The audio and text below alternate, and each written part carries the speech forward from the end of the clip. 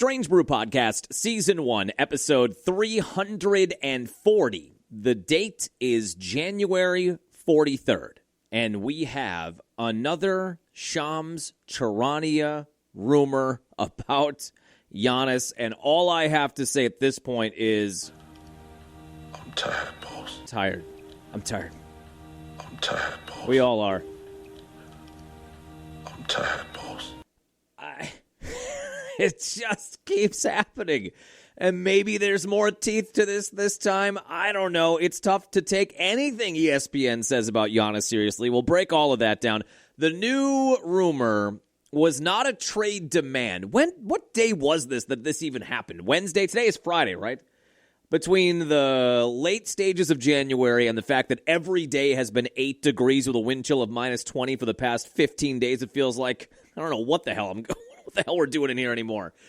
But I think it was on Wednesday morning, the rumor came out that, quote, Giannis is ready for a new home. Is he demanding a trade? Well, I wouldn't say that, but he's ready for a new home. Okay, what does that mean? Does it mean anything? We'll talk about that as the Bucks continue to flounder. Giannis, as far as on-the-floor stuff goes, he's out for 4 to 6 weeks, it sounds like, at minimum. And if this team continues to do what they've been doing since he's been out, and that is lose every game, my guess is that we have probably seen the last of Giannis this year. Does that mean we've seen the last of Giannis in a Bucks jersey in general? Who knows? The deadline is next Thursday. I don't anticipate a move before then because this feels like something you want to take your time with in the offseason, but I could be wrong. We'll talk about all angles of that and the product on the floor right now, which is not good, but I think at this point that's a good thing. We'll talk about the Packers, some coaching staff moves. Sean Mannion is heading to Philadelphia. Jonathan Gannon continues to put together his defensive coaching staff. I've got to say I'm pretty impressed so far.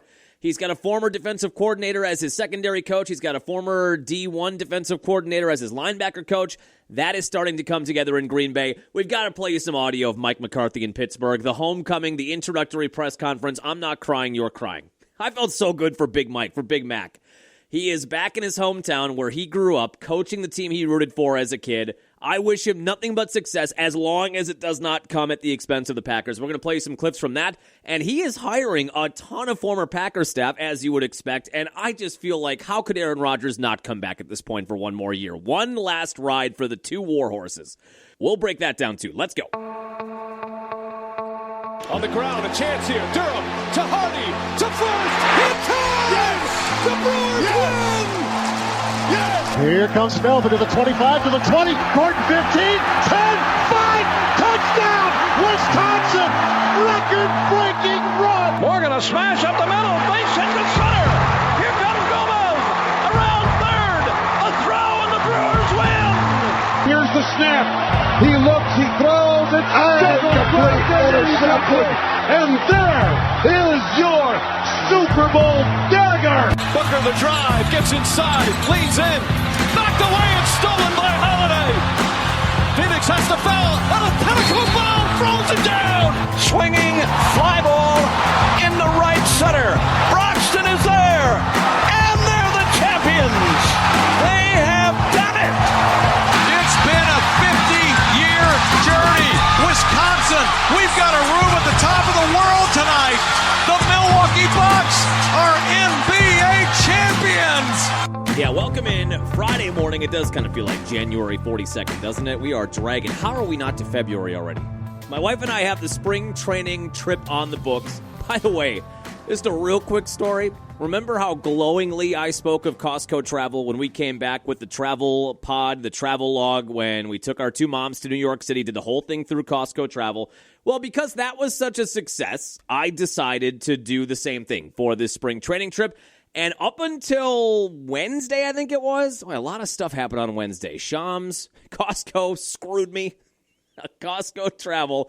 We booked everything through them. It's a full week, second week of March, we're gone. And I did everything. Hotel, car rental. We're staying at, I guess it's like a hotel resort outside of Scottsdale. And just about everything booked through Costco. Because, again, we had such success with the New York trip. Why not double down and do it again? And things were going great until Wednesday. So, like a lot of places where you book travel, I had to pay a little bit up front to secure it and then pay the rest of it 2 or 3 weeks down the road. So that's how I did it. So the first bill was due right when I booked it. I think that was something like $1,100 or $1,200. And then the rest of it, which was like $3,200, was due last week Thursday, I want to say, January 22nd. And I checked the credit card statement, and it went through, and that's all well and good. Then all of a sudden, I get an alert from my credit card on Wednesday that says another payment has been paid to Costco. And I look at my bank statement, and it's the exact same, that final amount, $3,100 or $3,200, and it's happening again 5 days later after the other one had already cleared, and I thought I was all paid up. They're taking another $3,000 from me. So I said, uh-oh, this isn't good. Of course, you got to call their 1-800 number. Now, I will give them this. It was 2 rings, and it was very prompt. It was a real person. Daryl, I think his name was, very nice. And we went through the whole thing, and I said, I think we got a problem here, Daryl. I think we got a problem. We got a situation here. I feel like I've been charged double that last payment. And he said, okay, let's just get your name and make sure you are who you say you are, and here's the trip you're going on, and this is what you're going to be doing, and that. And I gave him the travel confirmation number. And he got to the end of it, and he said, oh, yeah, trip cost $4,300 whatever dollars, and you paid $7,800. Well, that's not right. I said, correct, Daryl, correct. Something's wrong here. So then he had to run up the flagpole to his supervisor because he can't adjust anything. And again, he was very nice, and he put me on hold, and I got to listen to some adult contemporary music. Can we get better hold music, please? Is there some kind of rights thing there that we can't be playing actual music? I don't understand where they get all of the generic beds that you have to listen to when you get put on hold with the cable company, with a travel agency, with whatever. Can we just get some nice music in there, some Phil Collins, something? It can be easy listening, but it can be good. But anyway, he kept on checking back in every couple minutes. Hey, we're still working on it. So, it's the worst when you're on hold listening to that stupid music and your life is being sucked away from you, and you think, God, am I just going to hang up? Are they going to forget about me? He did check back in every couple minutes, say, hey, we're working on it, just hang tight. And then eventually came back and said, you know what? That's on us, man. He gave me the Matt LaFleur. He said, hand up. That's on us. We had to put something in manually for the initial last payment because the auto payment wasn't working. We did the manual payment, and then whoopsie daisy, the auto payment came in 5 days later. So we're going to refund you your $3,000. I said, thank you. Thank you, Daryl. And then we did conclude the conversation, and it did take me, it was like a Costanza jerk store situation where I thought 10 minutes later, boy, I should have tried to juice him for something there because that's a pretty big mistake, an extra $3,200. If that were on a bank card or a debit card, it overdrew you, what would you do? Because at the end of the conversation, he said we can get you refunded in 7 to 10 business days. Like, it's still pending, the return money. I said, Daryl, 7 to 10 business days, you stole $3,200 from me. I want my money now. And he said, I don't know, there's not much we could do about that. After we hung up and concluded the whole thing, I thought, man, I should have tried to get something out of him. That was very against my Sheboygan principles to not try to squeeze a little extra something there out of Daryl. Maybe a Costco membership for a year or an extra bottle of wine or whatever, a bottle of bourbon in the hotel room. I don't know. Try to get something from him. So that's a knock. I got one knock for Costco travel. That is a knock on their part. But I've got that coming up. We're second week of March, and I feel like every time I look at the calendar, the countdown stays the same amount of days. I feel like every day goes by, it's still like 44 days away from going. Well, it does kind of feel like we're in the middle of that right now, right? We got some snow flying out there. It's been single digits literally since last week, Wednesday, with some really cold temps in there. But trying to get through it and trying to navigate our way through more Giannis rumors. I'm tired, boss. How does this keep happening? How does it keep happening? So I wrote a blog about this. It must have been Wednesday morning this happened because I think we blogged about it on Thursday. So Shams said it again, a big tweet basically saying that Giannis wants out of Milwaukee. And it said the phrasing was not demand a trade. The phrasing was he is, quote, ready for a new home. And I don't know what that means, Shams. What does that mean? Do you have somebody in his camp? Is somebody talking to you from the Bucks organization? I mean, obviously this information I think is coming from somewhere, although a part of me feels like everything is just manifested on ESPN's end. What I wrote about in the blog and what I talked about on the HBL morning show and on some Green Bay morning shows that we do crossovers with as well, when asked about this, because I think the general sentiment for casual fans or casual Bucks fans or casual NBA fans is that where there's smoke, there's fire, and there's probably some truth to that, but these wouldn't just be coming out of nowhere. And my response was, yeah, they could. Yeah, because I found a collage that somebody had put together of every Giannis rumor that ESPN has put out there since July of 2017. So this is even going back pre-Shams. This is before Shams was even on our radar. In fact, I think in this era, when Shams was working for NBA TV maybe, I think I kind of liked Shams. He would do crossovers on NFL Network and talk some different kind of sports. He was sort of a fun guy. Now I hate his guts. I hate his guts. Hate's a strong word, appropriately used here. As a Bucks fan, I don't think anybody can have any sort of affection for Shams at this point. But I think at that point I did like Shams, and I even was not that sad when he got the job that Woj gave up when he retired. But this was Woj. These were Woj bombs. Adrian Wojnarowski was the original NBA insider on ESPN. Then he handed the baton of lies off to Shams. But this was Woj stuff back in the summer of 2017. The first one in the collage. It's a collage of 20 different tweets, and that doesn't even cover half of it. I'm getting upset. I'm getting sweaty.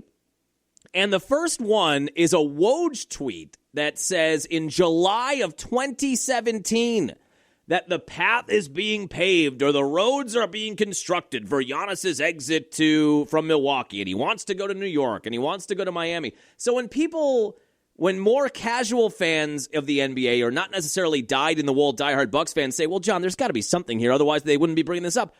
They've been bringing it up for a decade. It's been a decade of this stuff. And every time there's a rumor on ESPN about Giannis wants to leave and his management wants him out of there and they need to trade him to get some value back, all Giannis has ever done is sign every contract extension that's ever been put in front of him for 13 or 14, years in Milwaukee.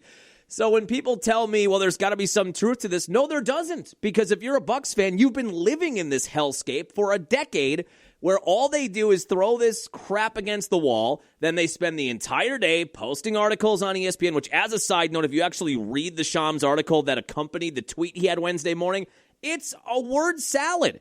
And as I said in the blog, it's not a side salad. This is a Seinfeld-Elaine big salad. Tomatoes as big as volleyballs. This is a word salad of 5,000 words, and it contradicts itself at least 10 times. Giannis feels like he wants a new home, although he hasn't officially demanded a trade. And the Bucks now are actively listening to offers. That was the other piece of quote-unquote new information that came on Wednesday, that the Bucks are finally actively listening to serious offers from contending teams or teams that really want Giannis, but they're not in a rush to make a decision. So it's just a lot of crosstalk that gives you a million different backdoors out in case this thing never happens. You can say, well, I said this, and I said, well, they're thinking about it. It's a lot of vague language and word salad if you read the entire article. But if you're a diehard Bucks fan, we've been living this for literally 10 years. So when you say there's got to be something there, I don't know that that's true. Now, is there a little smoke? Maybe because they're bad, as I talked about on the HBL morning show in the same conversation. I was unhinged on the Thursday morning show on HBL. I don't even know. They give me 8 minutes over there, and I know that the morning show tandem now, they're not super into the NBA, but we're at a point now where this is the biggest sports story in the state, and this is all that's happening right now. The Packers are hiring assistant coaches. You want to spend 5 minutes on that? Brewers made a trade last week, but we're still weeks away. So this is the topic. I think I just talked like 8 minutes straight. I may have gone over the top of the hour. I don't know. But these rumors have been around for so long. The only reason that maybe I feel like there's more meat on the bone here is because the Bucks are bad. And that's never been the case. So even going back to 2017, they were a team on the rise. And especially from 2018 to last year, even going into last year with Dame, even through that last year, you kind of felt like we've got a good team and there's talent on this team. And when you had Dame for a couple of years, you felt like, all right, the rest of the parts aren't great, but you've got two future Hall of Famers. And then especially from 2019, when they made the Eastern Conference Finals run, then the bubble disrupted a potential 70-win year in 2020. They win the title in 21. 22, Middleton gets hurt. But from 19 to 23, whenever these rumors came up that Giannis might not want to stay here, you could always sort of ease your mind by saying, look, Giannis has been loyal. Giannis has consistently said he likes it here. This is where he grew up. This is where he became a man, and he wants to compete for championships, and this team is in a spot to compete for championships. So it was much easier to let the rumors roll off your back at that juncture in that era because it's you said, they're going to win 55 games, and they'll be a 1 or 2 seed or a 3 seed, and they have a chance to win a title this year. That's not the case this year. And because Giannis has been so explicit about basically the only thing he's more loyal to than Milwaukee is winning, and now you've got a team that's barely good with him. I think they're 500. I think they're 15-15 when Giannis plays. And now you're seeing again the last couple of games when he's not out there, there are not a lot of games this team is going to win. It's a bad team. It is at best a mediocre team when he's on it, and at worst, which we're going to find out now, I guess, in the next 4 to 6 weeks if he's out that long, and they're already, 0-3 with him, and they lose again to Washington last night. We can break that down for a hot second here in a little bit. But they might be a team without him that barely wins 25 games. You look at the schedule now, and we went over this when Giannis was healthy. They had played the third easiest schedule in the league, and they were barely hovering around 500 or a couple of games under 500, and now they've got a brutal stretch of schedule, and Giannis is gone for a month and a half, and Kevin Porter Jr. feels like he's going to be out for a month and a half. So this team might legitimately only win 25 games. That's the only part of this where I start to have some trepidation as a Bucks fan, because we can't lay back on, this team is a title contender with a ton of talent, and they'll get things figured out. They just have to get healthy. That's not the case. That's not the case with this version of this Bucks team. So maybe there is a little bit more to it than that. As another side note, by the way, did you see that Shams has joined NBA All-Star Weekend, and he is going to be playing in the Celebrity Game All-Star Weekend? This is a guy who, I'm just a journalist. I'm just reporting the facts. I don't want to be a part of the story. Here's what I hope happens to Shams in the Celebrity Game NBA All-Star Weekend. I hope you flip your bike over and knock your 2 front teeth out. Yes. You selfish son of a bitch. You flip your bike over and knock your 2 front teeth out. You selfish son of a bitch. I hope you tear a ligament. I don't mean that. Well, kind of. So that's happening now, too. That was also a story this week. That might have been Tuesday that was Shams tweeting about himself. You want to talk about narcissism. As a fellow narcissist, though, I have to tip my cap to that. As a fellow self-involved media member, I have to tip my cap in his direction there, I suppose. But that was Tuesday, and then Wednesday we got the Giannis rumor. So is there any bite to this? The other part of the story was he wants it done either before the deadline, next week Thursday, or in the offseason, that he wants a new home.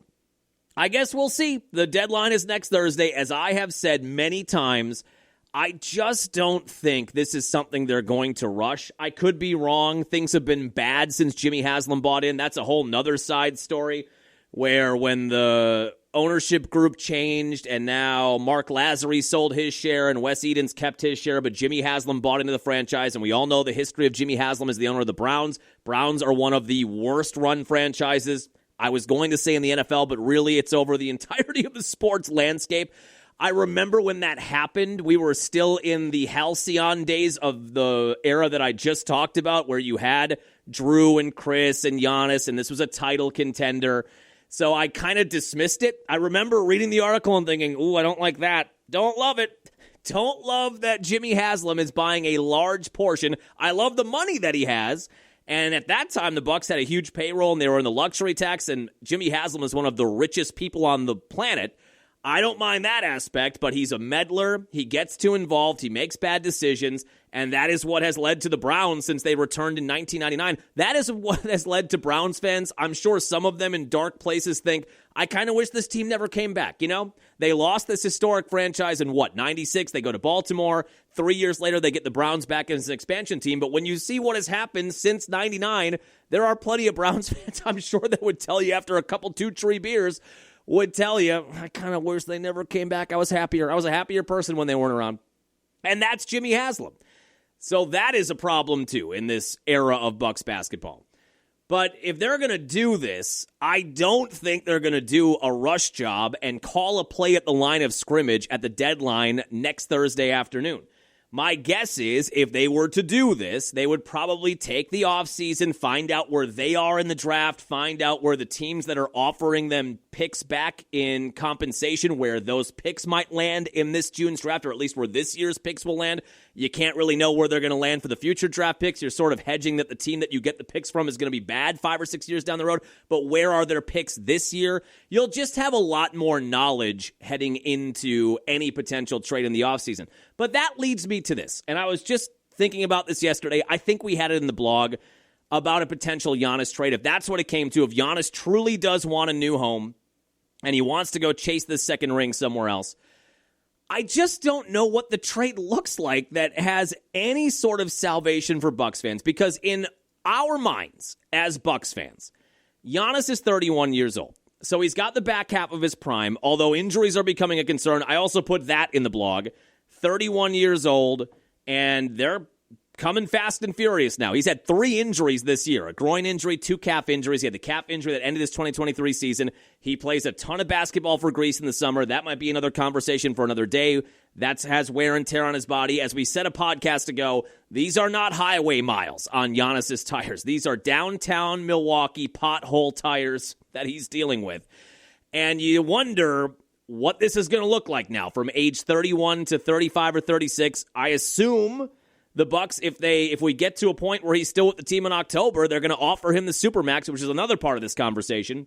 They're going to offer him the 4-year, $275 million Supermax. And if they do trade him, some other team is going to offer him a 4-year deal, not to that value. But you do start to wonder at 31 years old, where we have now had injuries in 4 of the last 5 years, significant injuries that are costing a lot of time and in some cases costing entire playoff runs.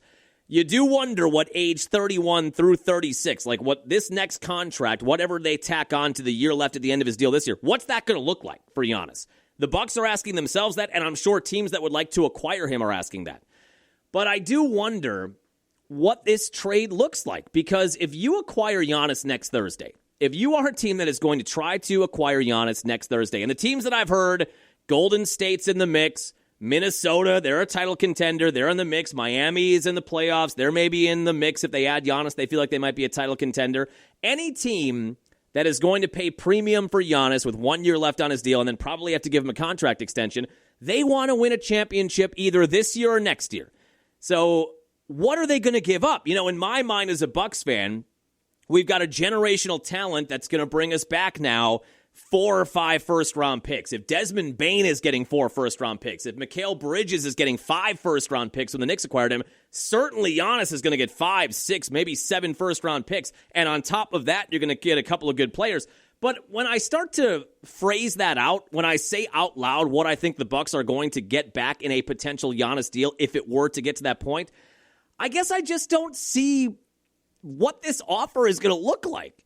Because if you're a team that's acquiring Giannis, you want to win a title this year or next year or in the next 2 or 3 years, you're not going to give up good players, right? I mean, you got to feel like if you're a Bucks fan or a Bucks ownership, you want good players coming back, at least 1 or 2 good players coming back in addition to a ton of draft capital. But if you're a team trying to win a title this year, you're acquiring Giannis. He may not play until mid-March as it is. And if you give up 2 good players or an all-star caliber player and a good role player, that hurts you. And then at what point is there no net gain there? When you get Giannis and you give up 2 good players to get him, does that actually make you better? Does that get you any closer to a ring? And then when I think of draft capital coming back to the Bucks, yeah, you think, okay, if some of the guys that have been traded for 3, 4, 5 first-round picks are getting traded for that, then Giannis for sure has to get 5 first-round picks. But what are those picks going to look like? Because if Giannis goes to a team, that team is going to be better. And if Giannis is going to a good team, a title-contending team that wants to add him to win a championship this year, they're going to be late first-round picks. So you have to almost find a trade partner that has good young talent that isn't playing right now, and then they also have the draft rights to teams' picks that are much bad or much more worse than they are. I just don't see how the Bucks are ever going to get an offer that's going to make them feel good about trading Giannis. And maybe that's where we end up. Maybe we're just screwed. Is this a Michael Scott situation where Giannis wants out, he wants a new home, and nobody's willing to give up quality players, and the draft picks that you're going to get back are going to be late first-round picks? Is it just we're just screwed? All I do right now is put on a brave face and go out there and be their leader. It's over. We are screwed. Is that where we're at? Is this the situation? All I can do right now is put on a brave face and go out there and be their leader. It's over.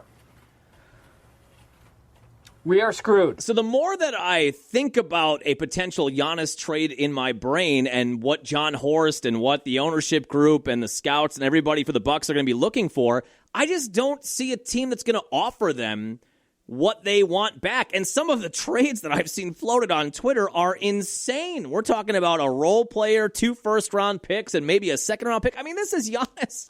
He's a top 30 player all time right now, regardless of what he does the rest of the way. So when I just think of all the directions this goes, I just don't know what kind of offer they're going to get by next week, Thursday, that would satiate them, that they feel okay. You're never going to feel good about trading Giannis. But what are you going to get back? What is the compensation that would be offered to Horst by 2 o'clock in the afternoon next Thursday? I think that's when the deadline is. At 3 o'clock in the afternoon Central Time next Thursday. What does that look like where John Horst is going to say, we have to take this deal? And he knows more behind the scenes about how real the Giannis wants out stuff is. So if that is true and there's a lot of teeth to it and he really does want to leave, only John Horst knows that. But what package coming back is going to make him feel good about having to make that move? I just don't see a team willing to give up really good players. And the draft picks that you would get back, again, unless this team controls the picks of a really bad team in the future, I just don't see how these are going to be any better than picking 25th, 26th, 27th in the first round. And the NBA draft is not like the NFL draft where the Cowboys get draft pick compensation from Micah Parsons. They get our first-round pick, the Packer first-round pick this year. Next year, that's going to be in the early to mid-20s or mid to late 20s, hopefully next year. Hopefully drafting 32nd next year. But that's still a really big pick. I mean, you're going to find quality players. In the NBA, once you get out of the lottery, and even in the lottery, but once you get out of the lottery and you're out of the top 10, 11, 12 picks, it's a crapshoot. It's like picking in the 7th round in the NFL. So that's what we're looking at. We're looking at a couple of role players maybe and 4 or 5 first-round picks, but those are probably going to be mid to late 20s picks or at best 20th, 21st, 22nd. I just don't see them pulling the trigger on that, but I guess we shall see. Time will tell. Trade deadline is next Thursday. Now, the other aspect of this we talked about on the blog is the fact that the Bucks can sign Giannis to the Supermax in October. They are the only team that can sign him to this amount of money this early in his career. They can sign him to a 4-year, $275 million contract in October. As I put in the blog, Giannis is definitely a loyalty guy. He's a winning guy and a loyalty guy, but he's also kind of a money guy. He is a notoriously stingy guy. There have been a lot of fun posts on social media over the years about how if there's something free, if it's free, it's for me, which makes him very relatable to my German heritage. If there's something free in the locker room, food or drink-wise, he's taken some home. He came from nothing. He came from a very poor background. So he's going to get every cent. He has always done that throughout his career. And I do wonder if even though he may want to get traded and he may want a new home and he doesn't see the vision in Milwaukee anymore, I do wonder if we get to a point, if we get past the deadline next Thursday and then we get to the offseason and then you're only a few months away from October, is Giannis going to turn down 4 years, $275 million when the Bucks are the only team that can offer him that amount of money? And like we just went over with his age and the injury history, the Bucks are not going to hesitate to offer him that. Other teams would. I think other teams with his injury history are not going to be as loyal to Giannis as the Bucks would be. So he is, I think, only going to get one more of these. That contract would take him until he's 36 years old. And at that point, how much is left in the tank? Is he going to play on another 2 or 3 year contract? If he's relatively healthy and productive, which I would guess he is, if he's healthy, he'll be productive. So at age 36, he would get a decent-sized contract, but it's not going to be 4 years, $275 million. That contract offer in October is probably the last time in Giannis's career, I can't believe we're saying those phrases, but it's true, that is probably the last time in his career he is going to get a substantial contract offer like that. So is he going to let that pass him by? Does he want out that badly where he's going to demand a trade or force a trade by next Thursday or force a trade in the offseason, and then that contract goes on the back burner and the team that he's with maybe doesn't even want to offer him that contract anymore, and they may just want to see what he can do this year and see what he can do in the final year of his deal, and then he would have to get an offer somewhere else? I just feel as though if we get past Thursday, if we get past the trade deadline, at that point, if I'm Giannis, I think I just wait to see what the Bucks do in the offseason. I sign the Supermax deal. That doesn't mean he has to stay here for 4 or 5 years. He could go full diva. He could go full villain, which he's kind of walking the line on anyway right now. He could sign that Supermax in October, and if the team is hot garbage like they are this year, if that's the case in October, November, December next year, then he could demand a trade or he could really go full villain mode and force his way out. But I do wonder if we get past the trade deadline on Thursday and we get to the offseason and the Bucks retool a bit and they get a good draft pick, which it looks like they're going to get, and they make a few moves, they're going to have more money, there's more cap room, you could probably trade Kuzma's expiring contract. I'm guessing Doc is on his way out at the end of this year. and you see what happens there with the new head coach, and the Supermax is there in October, could we find still a resolution to Giannis staying in Milwaukee? But that was the big rumor on Wednesday. Now, the Bucks go out there last night, and they lose again. They lose to the Wizards again. 0-3 against the Wizards. I mean, I understand at this point you don't have Porter, you don't have Giannis, you're probably not going to win a lot of games, but 0-3 against the Washington Wizards. The Wizards are 12-34 this year. And the Bucks aren't much better at this point. They're 18-28. But 3 of the 12 wins for the Wizards are against the Bucks. And that's insane to me. But they lose again. They got it to 101-99. They got to within 2 after trailing all night. They got to within 2 with a minute and a half left on a Turner 3. And then Washington ends the game on an 8-0 run, and they take it 109-99. But at this point, this is good. And I'm sad to say that. And I talked about that this morning on the HBL crossover talk at 8 o'clock. It's sad when it's January 42nd, when it's January 30th, and you're a big fan of a team and you're rooting for them to lose, because we got a long way to go here, folks. You got all of February, you got all of March, you got half of April. There's a lot of games left, but you're at a point already where you're saying good when they lose games. That's a bummer, but that is, I think, the best case scenario for this team. In fact, it's gotten to the point for me where I have flipped back on keeping Doc. Remember a few weeks ago I said fire Doc. We need to get away from Doc. The game has passed Doc by. I like him as a guy. I like him as a mentor. I like him as a media member, as somebody that cuts up sportscasts. I like the sound bites I get from Doc, but it is obvious at this point, schematically, in terms of offense and defense, motivation-wise, I mean, it has just not been there for him this year with this franchise, and I was begging the Bucks to fire Doc, thinking, let's salvage the year. Maybe you can make a move at the deadline. You fire Doc. Maybe Darvin Ham takes over, has some different ideas, has a little more energy, maybe likes rotations one way or the other that Doc didn't like. Maybe you can kick this thing in the ass still. But now, with Giannis out for a month and a half, and the best case scenario is for the Bucks to lose games and get a higher draft pick, I think keeping Doc is the way to go. Like, if you wanted to salvage the year, fire Doc. But if you want to tank the year, make Doc the tank commander. Make him the Panzer commander. I mean, that's what he is at this point. So the Bucks fall to 18-28 with the loss. It sadly is a good loss. And especially it's a good loss because you lost to a team that's ahead of you in the top draft pick conversation. Right now, if the season ended today, and obviously the draft lottery plays a lot into this, but if the season ended today, the Bucks would have the 7th overall pick in the draft. And at this juncture, if you're a Bucks fan, you're just hoping you keep on moving up and up and up, and then we see what happens in the lottery. Now, the curveball for the draft this year, which I think we talked about, is that this year's first-round pick is a pick swap. They do not have a pick in 2027. They do in 2028. They do not in 2029. But they do have a first-round pick this year. It is a pick swap with the Pelicans. Luckily for the Bucks, the Pelicans are also really bad, and they right now, I think, would have the 2nd or 3rd overall pick. But as we went over, if the Bucks somehow get ahead of New Orleans in the draft conversation, the Pelicans will then flip-flop, but because both teams look bad, they'll probably be close to each other anyway, and there's a chance the Bucks look like they're going to be a lock for top 10 now, especially with Giannis down for as long as he is, and they might be a top 5, and you could even see this Bucks team creep into a top 3.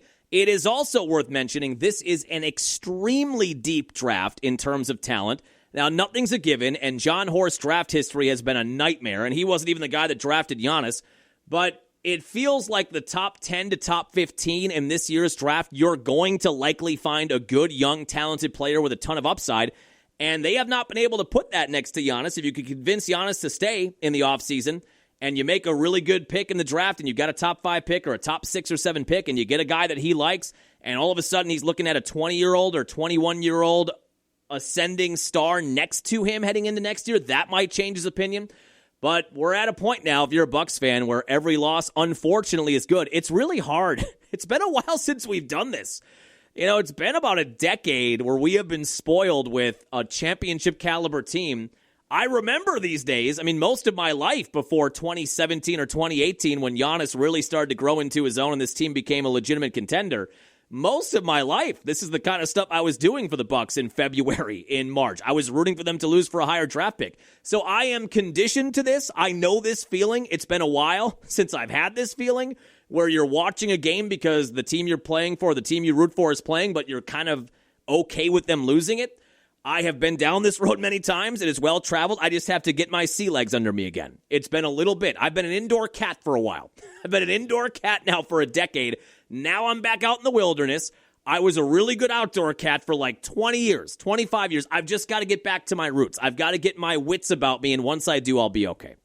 But that's where we're at now with the Bucks. They lose, but it's a good loss last night. And when you look at this schedule, I don't know. Without Giannis, I don't see a win.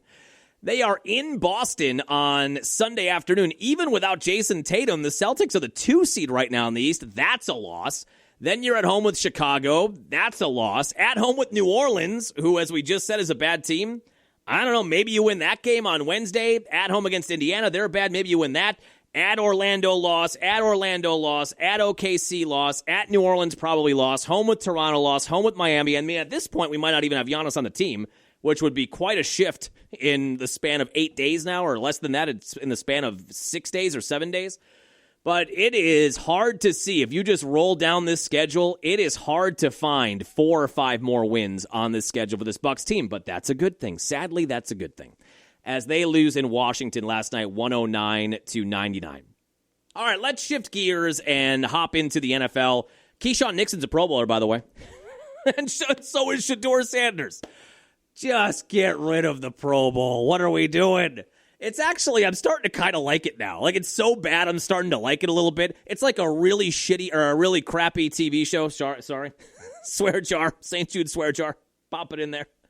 It's like a really bad TV show. I'm trying to think of one that my wife and I watched that we really just hated, but then you kind of kept watching it, and then you sort of started to like it because it's so bad. Like, this is so bad, I'm kind of invested now.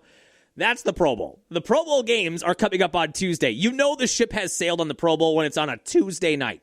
And it's a flag football game and a skills competition. But that was news this week that Shedeur Sanders, who threw for 7 touchdowns and 10 interceptions and had a quarterback rating of like 70, he's a Pro Bowler. And then, Keyshawn Nixon got a Pro Bowl nod. That had a lot of Packer Twitter doing a big old eye roll on social media. That both those guys, that should be the death knell for the Pro Bowl, that both Shedeur Sanders and Keyshawn Nixon are Pro Bowlers. Now, I want to talk, before we talk about Packer assistant coaches, and we can maybe hit a little bit, too, on the Bill Belichick story this week, where he is not going to be a first-ballot Hall of Famer, which is banana land. But let's play you some Mike McCarthy audio. Mike McCarthy got named the head coach of the Pittsburgh Steelers, what was it, a week ago? And as we talked about on the podcast, and we blogged about this week, I feel good for Mike. I like Mike. I know the Packer-Mike McCarthy relationship reached its conclusion in 2018, died of natural causes, and they went their separate ways. And then he went to Dallas, and I didn't root for Dallas to win because you hate the Cowboys, but I always felt good for Mac if they could have a good record and then lose to us in the playoffs. I'd love it. I love that for Mac. Love that for you. Love that for you to win 13 games and then lose to the Packers in the playoffs. But I've always liked McCarthy. How could you not? And he gets his dream job. This is his dream job. He was born and raised in Pittsburgh. He grew up as a kid rooting for the Steelers. He grew up like a mile away from the stadium. In fact, in his introductory press conference on whatever day this was, on Tuesday, he said, when we win another title, the parade will start at whatever his home address is. That got a good laugh from the crowd. But he was super emotional during his press conference, as you would expect, and it started right out of the gate. I understand and embrace the responsibility, the privilege, and the weight that comes with this stewardship. This city, this franchise, this fan base means the world to me. Because Pittsburgh's my world, and Mike, it's just awesome to be back here. Oh, Mike, if ever you cry, we're all going to cry. I forget what he says in this one. All right, here we go. Thank you, Art. I think I thought at least be able to get started. I mean, it's tough. Oftentimes coaches and players, you put on new team colors, and it takes a minute to feel comfortable in those new colors. But to be blessed beyond any measure, one day to put on the colors you wore since you brought home. I apologize. Right, I told you not to sit my family down here in front. This is so unfair. When you come home from Mercy Hospital, I do want to thank Art. He just goes on for about 2 minutes there, and then he was, of course, asked about would you be interested in a reunion with Aaron Rodgers if he were to come back for a year? It'd be the first time they've been together since 2018. Mike, Tim Benz over here from Trib Live. Question, just a football one for you. I'm not asking this from any other perspective except your own personal preference. In your best case scenario, do you want Aaron Rodgers back as your quarterback next year? That's nice the way he asked that, right? That was slick. But I mean, definitely. I mean, I don't see why you wouldn't. But I think just like anything, knowing Aaron long enough, going through seasons, I think when players, to see Mel Blunt here, I mean, when guys are up at that stage of their career, they need to step away and decompress. I think that's very important. The game is so emotional, what these men commit to and what they put into it.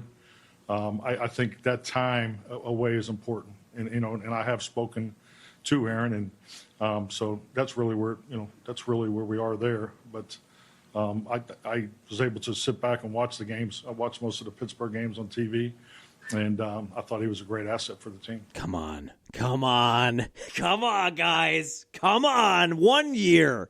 Even if you still kind of don't love each other, even if you kind of hate each other, get back together. I feel like I've got two divorced parents. You know what I mean? That's why I feel like I'm a mediator. Like, just come on, guys. You got a lot of history. You won a title. You had a couple great kids. Like, why not get together? We're not asking for till death do us part. We're asking for a year. Get back together for a year. There's a family reunion coming up. There's a 40th family reunion coming up. And God damn it, we'd love to see you guys back together for a full summer and bring you back to the barbecue and everybody has a good time together. That's what I'm looking for. From the moment Mike McCarthy was hired, I knew I needed in my life Aaron Rodgers to come back and for those two to reunite and to passive-aggressively deal with each other for a year. That's what I'm asking for. Could you just passive-aggressively deal with each other, tolerate each other? Passive-aggressively tolerate each other for a year. Isn't that what every good relationship is? You just go on a year-by-year basis, a year-by-year contract, passive-aggressively tolerating each other. They don't say that when you get married. That's not in Ecclesiastes verse 2, chapter 1. But that's what I want. And I think McCarthy, whether it's intentional or not, is trying to lure Rodgers back because did you see the moves this week? He brought back James Campen as the offensive line coach in Pittsburgh. He was the longtime offensive line coach, very colorful character in Packer lore, and famously a guy that is beloved by Aaron Rodgers. Now, is McCarthy bringing in Campy because he's a good offensive line coach? He is one of the best in the business in the past 20 or 30 years. So there's other reasons. There are more tangible reasons that he's hiring some of these guys. But I don't think it's a coincidence. You go and get a guy who's a good offensive line coach, but you know he has a good relationship with Rodgers. The Jets actually brought Campman in the first year in New York. When New York was on Hard Knocks on HBO, the first year Rodgers was there. I don't know if Campen was hired for the whole year, but they brought him into training camp. And a big part of like the second episode of Hard Knocks that year is Rodgers like a 10-year-old grinning ear to ear, just chopping it up and busting balls with Campy. So I don't think that's not without a little extra to it. Now, it also sounds like he is going to be interviewing former Packer backup quarterback and Badger legend Scott Tolzien as a potential offensive coordinator who was a backup to Rodgers, who made a couple of starts in Green Bay. That still feels like a fever dream to me. Scott Tolzien was a really solid Badger quarterback for that era of college football, and when you had that kind of offensive line, and I'm pretty sure Tolzien was the quarterback when they had not just James White, but James White, who else? Was it Monte Ball that in that triumvirate? And then who was the big guy? I want to say John Wall. It's not John Wall. John Wall's a basketball player. John Clay. Didn't they have all three? They had Ball, Clay, and James White. I think White was a freshman. So you had this embarrassment of running back riches, but Tolzien was really solid. He made the throws. He didn't have a rocket arm, but he had enough, and he put up good numbers. I want to say Tolzien was the quarterback at the TCU Rose Bowl they lost. Was he the quarterback of two Rose Bowl losing teams or one? I think there's one. I think just the TCU one. At no point, though, did I think Scott Tolzien would be an NFL quarterback, period, full stop. Not only that, but that he would be starting games for the Packers. He had a couple of nice moments, but when I look back at that, when I just see Scott Tolzien in a Packer jersey and a Packer helmet, I think, did that happen? Did that really happen? So it does kind of feel like McCarthy is getting the band back together here, for lack of a better term. And these are all guys that reportedly Aaron Rodgers likes. Now, like McCarthy said, and like we discussed when he was hired, of course, Rodgers is going to take the full boat of time. So whatever that is, whether we're talking April, May, June, he is going to take the full amount of time. My guess is, because as we went over, the Steelers don't have a natural young ascending quarterback behind Rodgers. Mason Rudolph he's an okay backup. He's Scott Tolzien. If you had to start a couple games with him, fine. He might go 1-1, you'll be fine. But if you have to play him for more than that, you're probably going to be on the brunt end of it more often than not. So my guess is the Steelers are going to be searching for a young quarterback in the first or second round or third round in the draft that will have to have somebody as a mentor. It just makes so much sense on so many levels. They come back together. All of his old friends are coaching. He can mentor a good young quarterback for a year. He's going to need a year behind somebody anyway. It just makes too much sense. Come home, Aaron. Come home to Pittsburgh. Come home to Pittsburgh, please. I need to see this. And I will buy NFL ticket. Like I said on the last podcast, I will, whatever it costs, $500 for the year, because I am not going to want to miss a minute of the Mac Rodgers comeback tour. I want to see every play I possibly can of that. Well, that was news this week. It was hard not to feel good for Mike McCarthy, especially with the emotions he showed in that press conference. Now, you want to talk about Bill Belichick real quick. You talk about a petty grudge being grinded out by the Hall of Fame voters. So they are going to announce the Hall of Fame class for 2026, I think next week, Thursday, or whenever the award ceremony is. Bill Belichick, he of the 6 Super Bowl championships with the Patriots as a head coach and 2 more as a defensive coordinator for the Giants. He has 8 Super Bowl rings. If ever there were a first ballot Hall of Famer, Bill Belichick is it. And if you want to have a debate about the greatest of all time, that's fine. He is for sure on the Mount Rushmore. If you're a Packer fan that holds Lombardi near and dear to your heart and you're well read on it, and he won a couple Super Bowls, but he won 5 titles beyond that. So he's on that plane of Belichick. I mean, you can argue the differences in the game and the amount of teams and free agents. I mean, there's a lot of different stuff when you compare eras like that. But regardless of whether or not you think that Belichick is the greatest of all time or not, he is on the Mount Rushmore. On my list, he would be no further down than second in terms of the greatest coaches of all time, and I think I would have Lombardi just a half a tick ahead of him.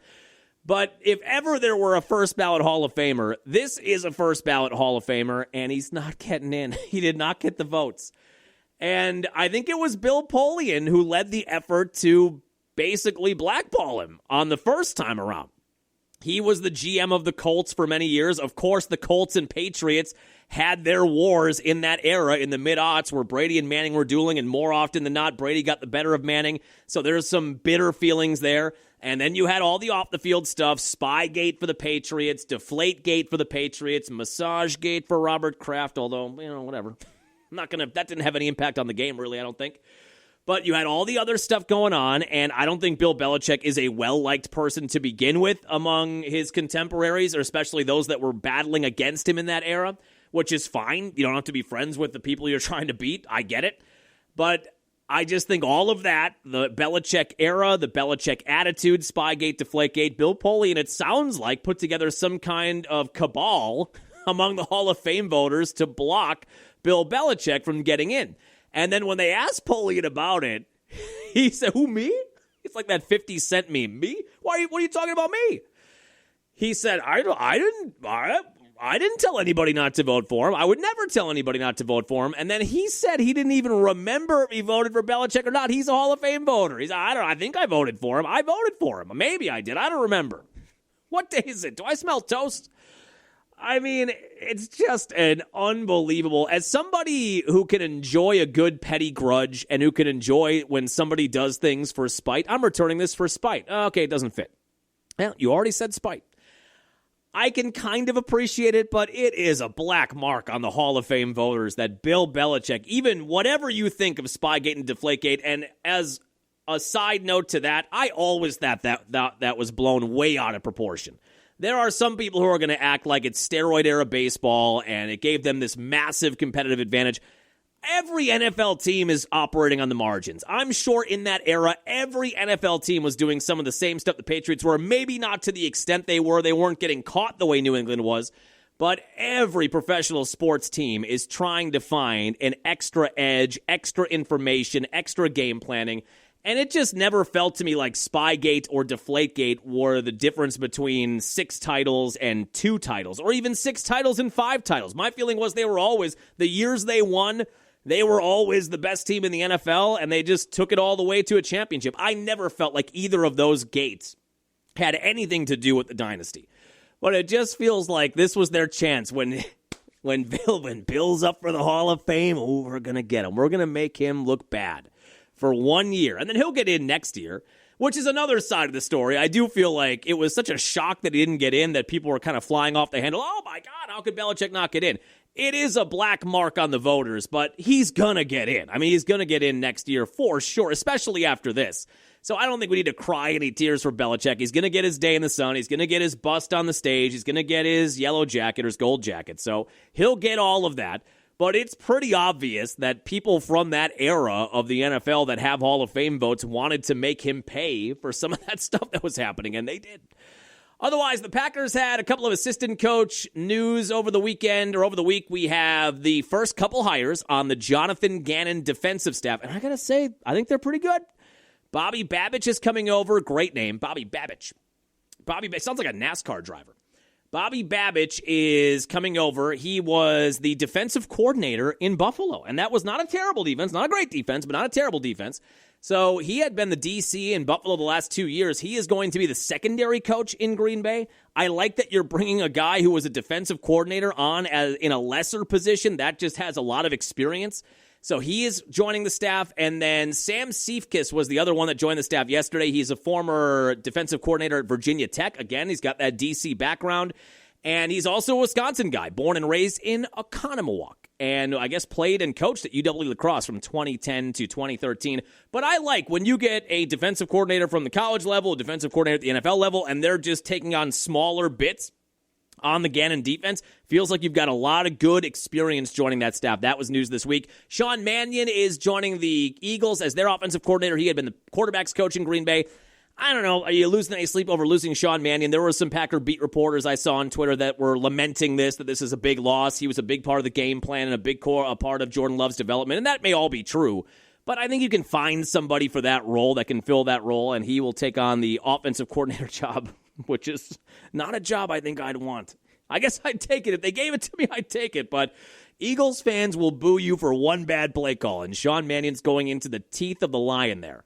But he is going to be the new offensive coordinator in Philadelphia. So that was a loss this week for the Packer coaching staff. But those two bits, Seifkis and Bobby Babich, those were the two big pieces of the Gannon coaching staff that came together this week. Now let's talk real quick about the Badgers in general, basketball and football. We can start with football. The Badger football schedule was released. So as we've been over, clearly more money getting poured into NIL. And you get some big names, and you get some 4 or 5-star guys that come to the portal. It looks like all the promises made heading into the offseason about funding more money into that program and getting bigger names in the portal and getting multiple quarterbacks, not just one quarterback, but multiple quarterbacks, so that when somebody gets hurt, you've got another viable option behind them. It looks like they've done all that. The schedule is out, and as we have talked about, it is a softer schedule. This past year's schedule, and they went 4-8, which is not good, but this past year's schedule is as difficult of a schedule as I have ever seen in my life watching Badger football. So this year, they start on a Sunday, September 6th, a Sunday at Lambeau Field, the week before the NFL starts, I guess. And that's the big Notre Dame matchup. This was supposed to be a pandemic. Now, I don't know if my buddies are going to this or not. We had a whole plan before COVID took over the world, before that bat took off, and ruined everybody's lives for a year. But we were all going to go to that game. We had a whole plan to go up there for the full weekend and do the whole thing. Notre Dame and Wisconsin at Lambeau Field. I don't know if we're holding true to that 6 years later. I can't believe that was 6 years ago. But that's where it starts, Notre Dame and the Badgers at Lambeau Field. Then you get Western Illinois at home, Eastern Michigan, directional schools at home. The conference opener is at Penn State. What that franchise or what that program, I guess you can start calling them franchises now, what that program is going to look like. They were a top 5 team last year. They fell apart. They fired James Franklin. I don't think they're going to be down for too long, but I don't think that they're going to be a preseason top 10, maybe a borderline preseason top 25, but that is not the same Penn State program that it has been over the last 5 or 6 years or however long Franklin was there, a decade. So that's where you open things at Penn State. Then Michigan State at home. You're at UCLA at the Rose Bowl, USC at home, at Iowa, Rutgers at home, at Maryland, at Purdue, and Minnesota at home to wrap up the year. My guess is I see 3 maybe top 25 teams preseason. Notre Dame will be, no doubt, although their head coach, Marcus Freeman, right? Marcus Freeman. Where is he going? Did he get an NFL job? Is he going to Arizona? Hold on. Marcus Freeman. Did I not read that right? No, is he still at Notre Dame? NFL coach. I don't know. Currently the head coach. Oh, I thought I had read on Twitter that he was making a move to the NFL. Anyway, Notre Dame will be a top 25 team. They'll probably be a top 15, top 10 team. Maybe Penn State is a fringe top 25 team. Maybe Iowa is a fringe top 25 team. Maybe USC. But that's it. I mean, we're not looking at like last year where you were playing the number 5 team in the country. The next week you're playing the number 3 team in the country. The next week you're playing the number 9 team in the country. That's not going to happen this year. So when you factor in the lighter schedule, and then when you factor in the amount of money they poured into the NIL and the names they got in the NIL in the transfer portal and the guys they just brought in as recruits, when I look at that 12-game schedule, Notre Dame, Western Illinois, Eastern Michigan, Penn State, Michigan State, UCLA, USC, Iowa, Rutgers, Maryland, Purdue, Minnesota, that has to be 8-4. It has to be. If it's not 8-4, I guess I'd take 7-5. It has to be 8-4.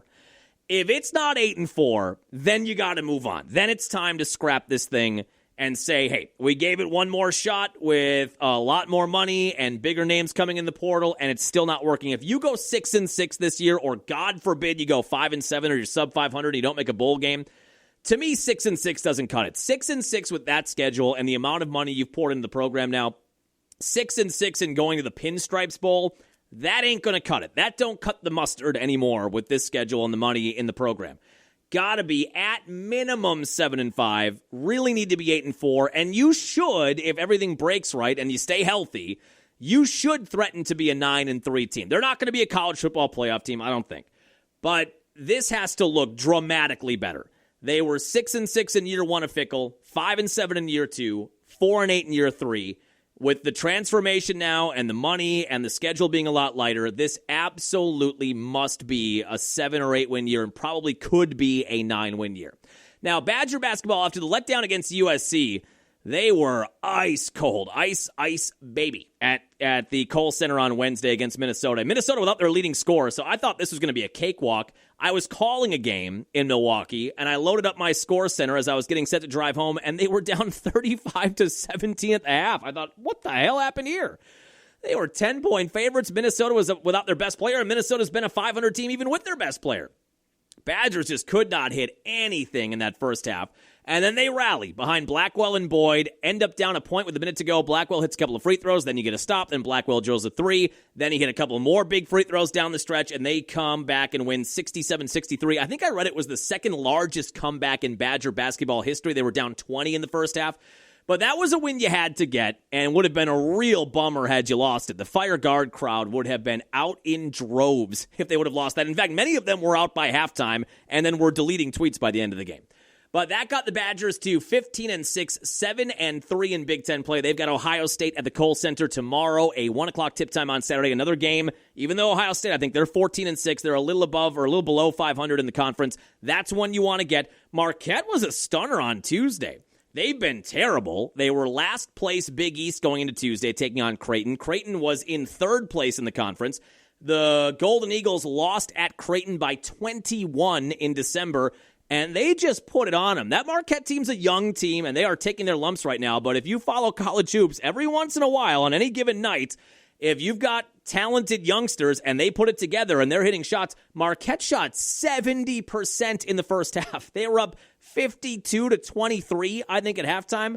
When I saw that, I gasped. And then they won 86-62, won that one by 24. Now, is that going to spin things back in the right direction? I don't know. They're at Seton Hall, tough road venue, tomorrow morning at 11 a.m. They are 8-14, and they are now 3-8 in the Big East. They are not a tournament team, but can you build some momentum now heading into next year? Could you make the NIT and get these young guys more playing time. I do like the freshman guard, Nigel James Jr. He seems to be getting better every time out there. He's the leading freshman scorer in the Big East, and I think he's top 10 overall in scoring in the Big East. So I do like some of the young parts they have. They're not going to be a tournament team this year. Even if they won out, they wouldn't be. But we'll see if they can keep making moves in the right direction. 11 a.m. tip time at Seton Hall tomorrow. I think that's everything. Did we get a lot of bucks? I had to air a lot of grievances there. This Giannis thing is just, and it's to the point. Here's one more thing on Giannis. I am to the point where I don't even want Giannis to stay just because I want him to stay, because I'm a fan of the Bucks, because I want Giannis to be here for his entire career. I want him to win a second ring here. I want his legacy to be the Kobe legacy, to be the Tim Duncan legacy, where you win multiple rings. You don't leave the franchise that drafted you. For all those reasons and those narratives, I want Giannis to stay. But more than any of those right now is I don't want Shams, if he gets traded, I don't want Brian Windhorst and Shams Charania and Kendrick Perkins and all the idiots on ESPN throwing a parade saying, we were right. See, we told you. We were right. We were right. I want that more than anything now with Giannis. I want him to stay just so they don't have that, so they don't get to celebrate that, because they don't deserve to and they shouldn't, but they will if it happens. That is now my number one motivation for wanting Giannis to stay. That'll do it for us here on your Friday morning. Enjoy your weekend. We'll get back after it on Monday. We'll recap whatever happens with the Bucks on Sunday, a loss in Boston. Maybe we have more movement. We'll be getting close to the trade deadline. I mean, there's a chance, I guess, that we're recording a podcast 1 week from today and Giannis is no longer on the Bucks. There's a chance of that. Well, we will get back after it on Monday. Have a happy, safe weekend. We'll chat with you then.